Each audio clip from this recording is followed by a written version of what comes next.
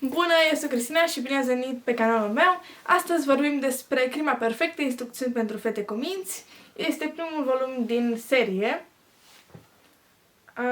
La noi a apărut și volumul al doilea, care se numește Fată cu minte răzbunare cruntă și mai este încă un volum care nu a fost încă tradus. Este scrisă de Holly Jackson și este tradusă la editura Leda Edge. Face parte din colecția Thriller. Este un thriller foarte drăguț dacă de-abia începeți să citiți acest gen de cărți, adică thriller. Vă arăt și sinopsisul de la început, ca să nu uit. Și am să și citesc puțin din el. Toți locuitorii din Little Kilton știu povestea. Frumoasă și populară printre colegii de liceu, Andy Bell a fost ucisă de iubitul ei, Sal Sink, sper că pronunț bine, care mai apoi, cu prinzere mușcări, și-a luat viața.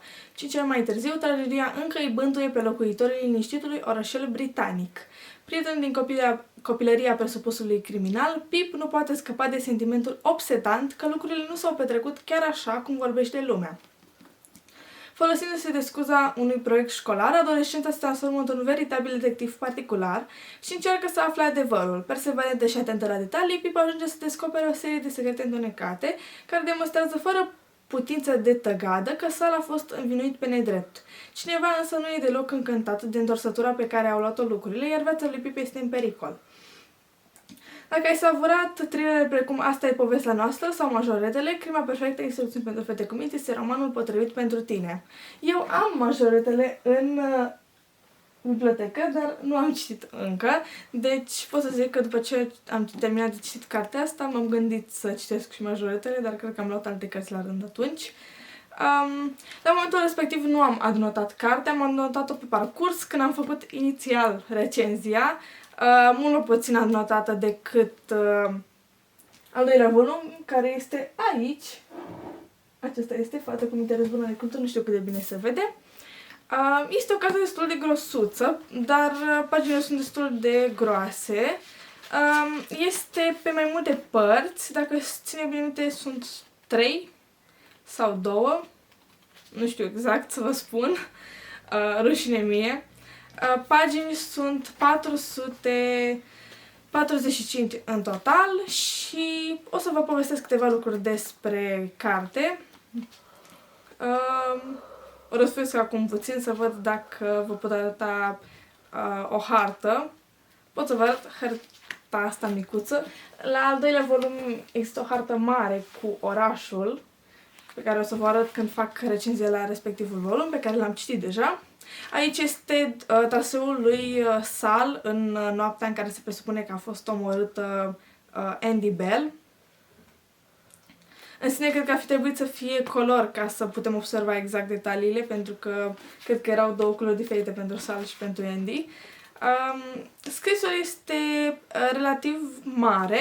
Există o diferență de font dintre scrisul inițial al cărții și scrisul pe care îl au intrările în jurnalul acesta pe care îl ține Pip, unde își notează diferite informații despre caz și despre anchetă. Are cam tot, un lucru important este că are cam tot timpul la dispoziție, pentru că toată acțiunea s-a întâmplat, sau cazul respectiv, omorârea sau uciderea lui Andy Bell a avut loc în urmă cu 5 ani, deci are tot timpul la dispoziție să reușească să strângă informații și să rezolve acest caz. După cum am spus și în sinopsis, ea crede că Sal este nevinovat. Inițial, profesorul care organiza și care supraveghea aceste proiecte i-a spus să-și aleagă un alt subiect, dar ea nu a vrut să facă asta.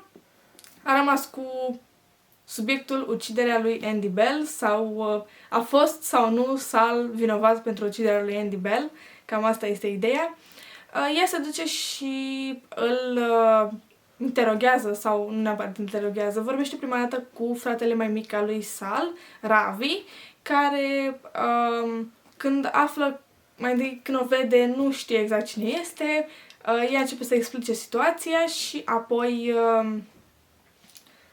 spune a fost ceva gen, vrei să râzi de fratele meu, nu am nevoie de altcineva care o să spună că el este vinovat, și îi spune că am să dovedesc că fratele tău este nevinovat, cam asta este, și cam asta este discuția inițială, și începe să o ajute. Ravi o ajută cu ancheta, face diferite lucruri și începe să-i spună sergent, pentru că cam ea dădea toate, ea făcea regulile și ea dădea împărțea toate sarcinile între cei doi.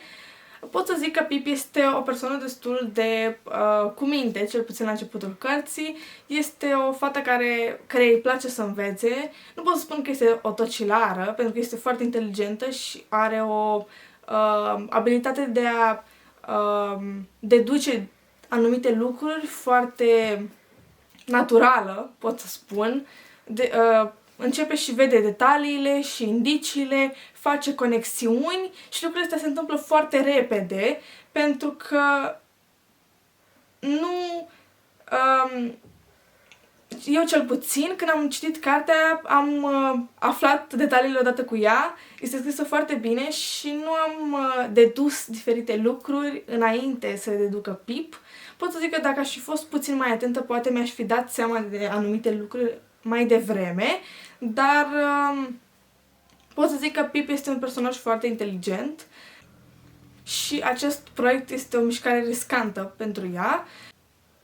Începe să ia interviuri începe să înregistreze, de fapt, diferite interviuri sau interogatorii cu persoane care au avut contact cu Sal și cu Andy, cu sora lui Andy, cu Becca, cu părinții ei, încearcă să vorbească cu ei, vorbește cu fostele prietene a lui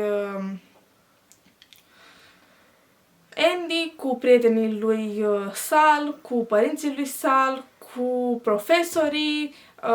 Unul dintre profesorii care are contact este chiar tatăl prietenei ei, prietena ei care are o soră mai mare, și această soră a fost prietenă cu Sal și cu Andy, au făcut parte, au format un anturaj. Începând să facă diferite legături și să sape mai adânc, începe să-și dea seama că povestea lui Andy și a lui Sal nu este atât de simplă și există foarte multe lucruri întunecate și îngropate adânc ca să nu se afle, lucruri care nu au fost publicate sau menționate în articolele despre acest incident. La un moment dat începe să se învârtă în cerc și nu-și dă seama unde se ducă. Află că Andy era crăuș de droguri și că vindea droguri copiilor din liceu. Aveau loc diferite petreceri catastrofă unde acești copii cumpărau drogurile de la Andy, sau află că avea un telefon ascuns. Se duc și îl interoghează pe acest, nu știu, dealer de droguri la care Andy lua drogurile și cu care împărțea banii. Află că el îi plătea cartela pentru telefon, era un telefon cu cartelă, foloseam telefonul cu cartelă preplătită. Află că Andy hărțuia o fată la școală, pe Nada Silva, și că cumva ea ținuse pentru ea și încercase să înghită lucrurile astea. Își creează o listă de suspecți, începând de la tatălui Andy, la sora lui, la Nada Silva, fratele ei, la acest tip misterios care se dovedește a fi traficantul de droguri sau dealerul de droguri.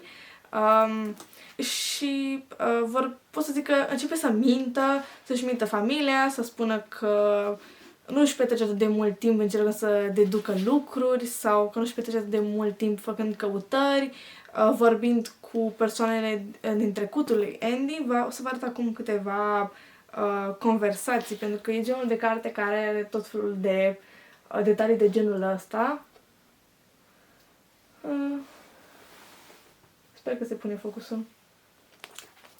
O să vă mai arăt câteva. și la un moment dat este jurnalul lui Andy, vă arăt aici niște pagini.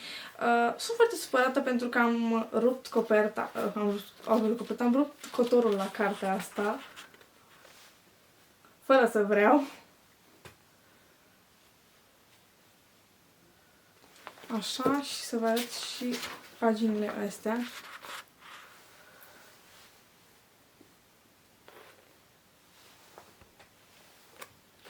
Așa, să vă mai arăt niște lucruri.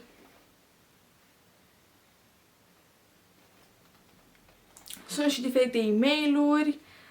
Uite, aici este mai de la final un mic, o mică diagramă, pot să spun, cu persoanele cele mai importante care erau suspecte. Tatăl lui Andy, acest Daniel da Silva, Nat da Silva, Howie Bowers era acest traficant de droguri și Max era prieten cu Andy și cu Sal.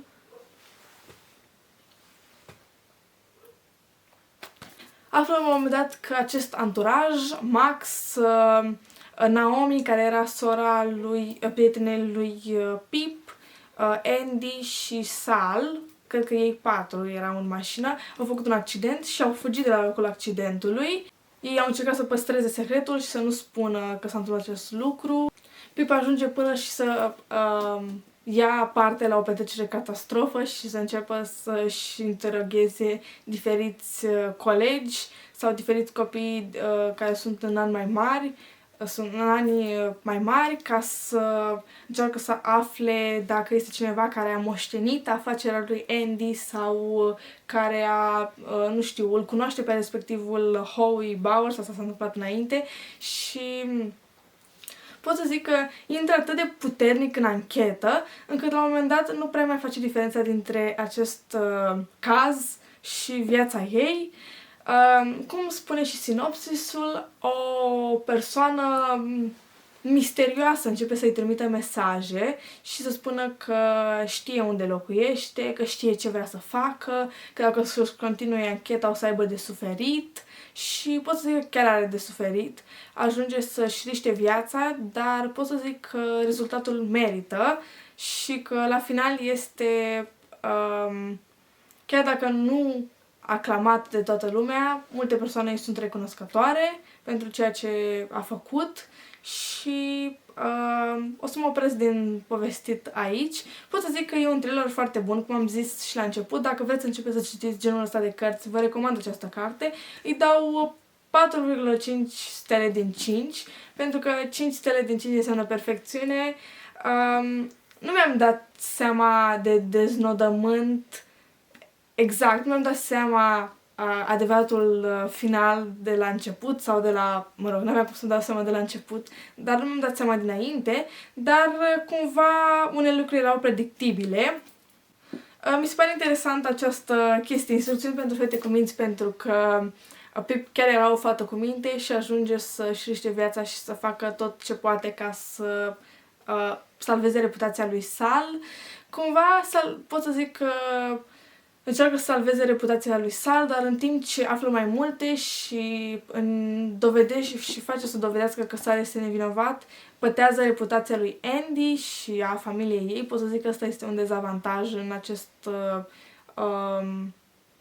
aceste săpături pe care le face ea. Mereu au de suferit niște persoane.